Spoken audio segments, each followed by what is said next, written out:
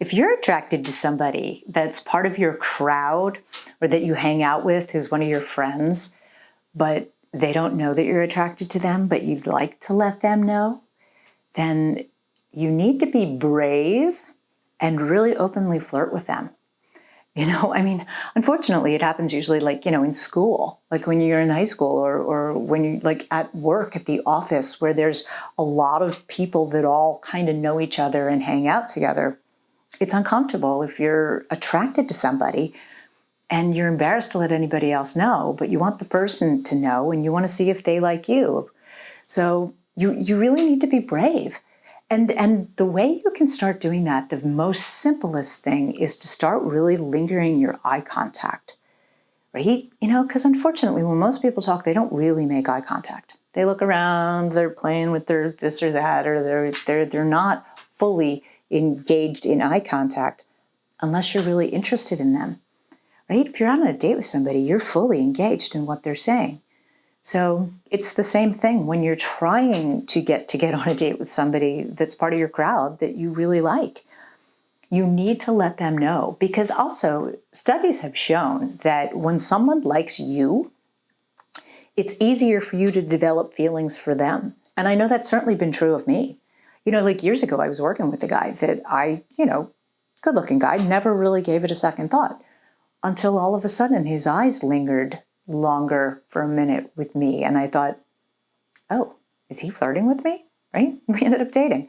It's all about the intention. And if you're really intentional in flirting, and it's okay to flirt, you can get a little bit inside their body language, in their space. We all have our little bubble of personal space that we like. But when we like somebody, if they come into our space, that's a good thing, and we'll usually embrace it and lean into it. If you get just a little bit inside their space and kind of make eye contact, which can tell you a lot about how they feel about you. If they step back, that's a big sign that they're uncomfortable with that. And especially if it's a work situation, then that becomes sexual harassment, which is never comfortable. But also too, I think when you hold eye contact with somebody, their first reaction might be to be embarrassed and look away.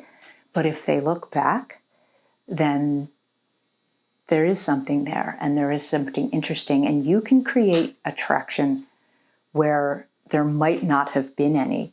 Honestly, the best way to let someone know that you like them is to really engage in eye contact with them and remember the things that they say and go out of your way to spend time with them if you can. And actually, I think falling in love with your best friend is such a romantic notion that we all would like to, because let's face it, you want your partner to be your best friend. I always say I want my best friend that I can't keep my hands off of.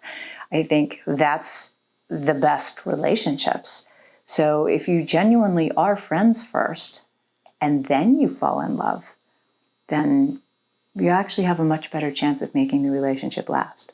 Avoid bringing anyone else into it, right? The whole high school dynamic is, someone always gets involved and says, such and such likes you, right? Which is not effective, right? So try to be an adult about it and keep it between just the two of you, and not at work. But if you're out, you can get into their personal space a little bit by showing someone that you are attracted to them and being brave enough to be vulnerable, to show that you care about them. Because at the very least, it's flattering, right? Anytime anybody at all is attracted to you or shows that they're attractive to you, hopefully you're flattered by that. And it should make you feel good about yourself. But it can also be the start of something really more, if that's what you're hoping to do, by planting that seed that you are interested and being really flirtatious in the way you talk and in paying attention and giving them your undivided attention and not interrupting, and then remembering the things that they say, are all little clues that you're paying attention because you're interested.